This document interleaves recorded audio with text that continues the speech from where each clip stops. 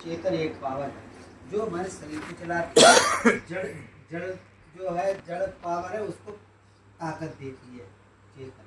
चेतन के आधार में जड़ है, सब जानते हैं। विज्ञान भी मानता है कि हाँ ये पावर कोई है, पर जो जिनका दिमाग बहुत तेज हो जाता है, जैसे ओशो है, तो ओशो ने ये तो नहीं कहा कि ईश्वर नहीं है, उन्होंने ये कहा कि ईश्वर तुम्हारे में ही है। तो ये ओशो ने नहीं कहा, ये तो बुद्ध ने भी कहा, नानक ने भी कहा, राम ने भी कहा, सीता ने भी कहा, सब ने कहा कि राम तुम्हारे अंदर ही है, तुमसे बाहर नहीं है। और हम ये जानते हुए भी कभी अंदर देखते हैं, बाहर ही देखते हैं। और अब देखो, अभी सबसे बड़ी उसकी बात क्या है कि हम लोग तो कुछ नहीं जानते हैं। मुरारी बापू तो सब जानते हैं, रमेश भाई ओझा तो सब जानते हैं, कितने पढ़े लिखे विद्वान हैं।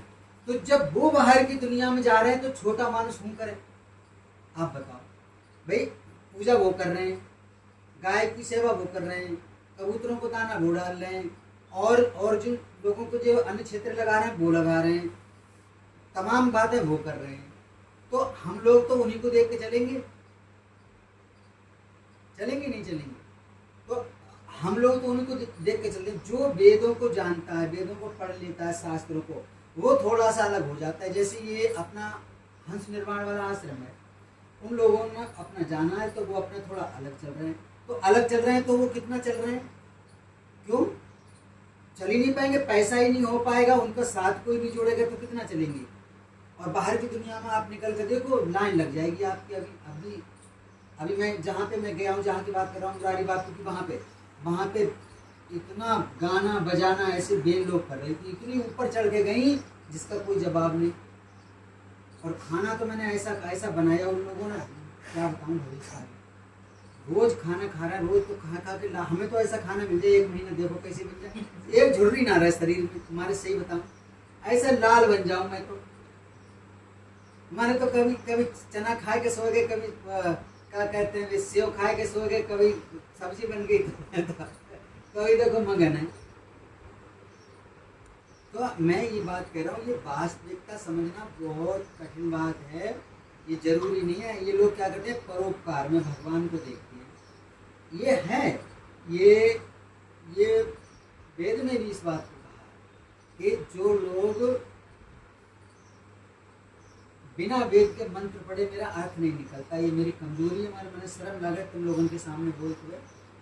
वेद में एक मंत्र आता है, वो कहते हैं ओम अंधन तमा प्रविशन्ति या विद्या मुपासते ततो भूया या तमा या विद्या अंगता। कि जो भौतिक जगत की उपासना करते हैं वो गहन अंधकार में जा रहे हैं।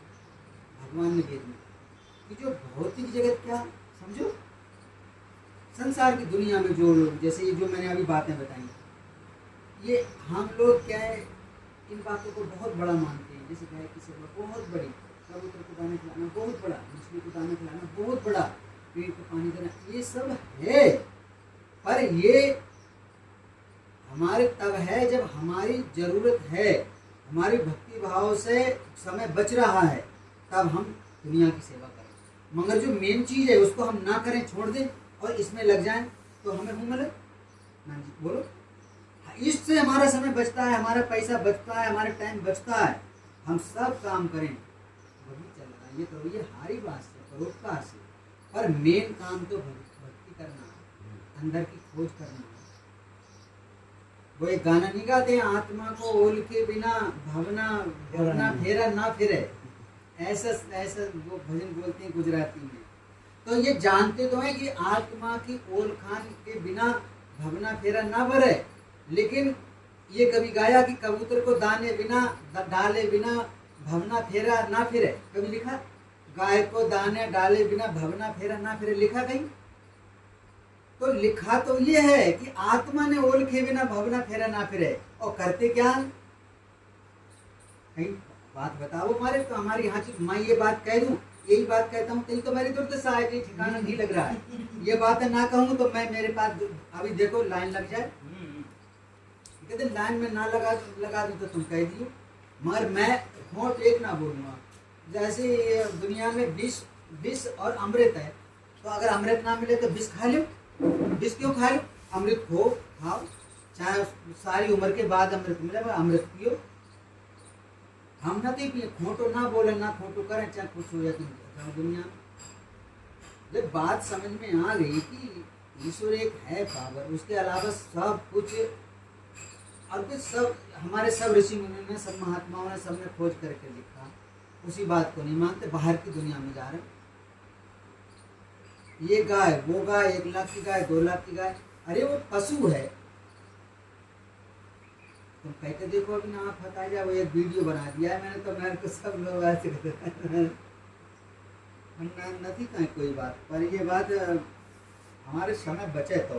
अब जैसे मेरी बात नहीं, उनका तो देखो, उन्होंने तो कितने लोगों को भोजन करा रहे हैं, परोपकार कमा रहे हैं, सब कुछ कमा लिया, धन कमा लिया, वैभव कमा लिया, क्यों यश कमा लिया, तो उनकी दुर्गति होने का तो कोई सवाल ही नहीं है। अगर शरीर बीमार होगा तो डॉक्टर एक से एक आएगा, अच्छा आएगा, नहीं आएगा। अच्छा, अध्यात्म में भगवान के इतनी पावर है कि वो पढ़े लिखे तो हैं ही, तो सच्चाई को तो जानते ही हैं, ये है, जानते हैं, ऐसी बात तो है नहीं, पर ये बाहर को जगाने के लिए ये उन्होंने कर लिया। अरे ये इसका आत्मा से लेना देना नहीं है, आत्मा अंतःकरण पवित्र आपका नहीं होगा।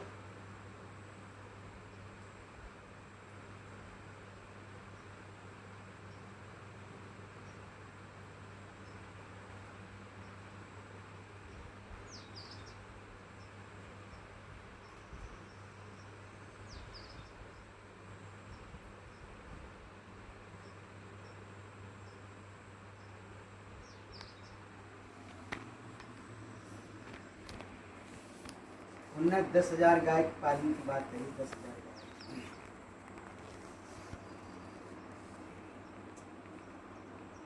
वो कम से कम घर से समय निकाल के बैठेगा तो गाय की सेवा में।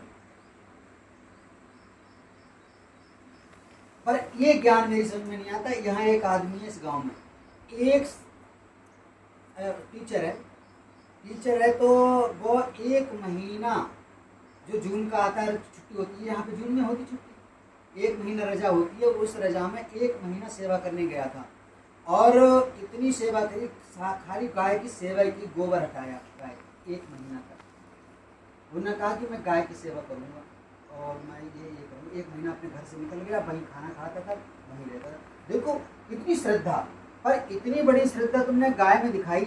1 महीना बैठ के अगर भगवान को तुम जप कर लेते तो वो श्रद्धा अच्छी थी या वो श्रद्धा अच्छी? तो मैंने बता दो, तुमने 1 महीने का समय तुमने गोबर उठाया, ठीक किया, खूब किया, पर 1 महीना करके देखो तुम, अच्छा ये काम, तो इसमें तुम्हें ज्यादा सफलता मिलेगी या उसमें ज्यादा मिलेगी?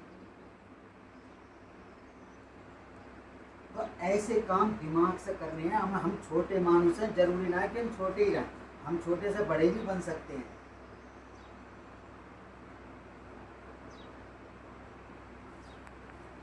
और तो समझ लो हम बड़े हैं, हम छोटे नहीं हैं। हमें अपने आप को कभी नहीं समझना चाहिए कि हम छोटे हैं। हम भगवान के साथ अगर हमारे जुड़ा हुआ तो हम सबसे बड़े हैं, हमसे बड़ा कोई नहीं है। दुनिया का दिखावा, ये तो धोखेबाजी, इंद्रियों की धोखेबाजी है। ये असलियत तो आदमी के अंदर छुपी हुई है। हम तो कभी नहीं, हम कहते ना, आप चाहे कैसे भी हो, बस अपनी महिमा में मेहमान रहो, अपनी महिमा में जागो बस।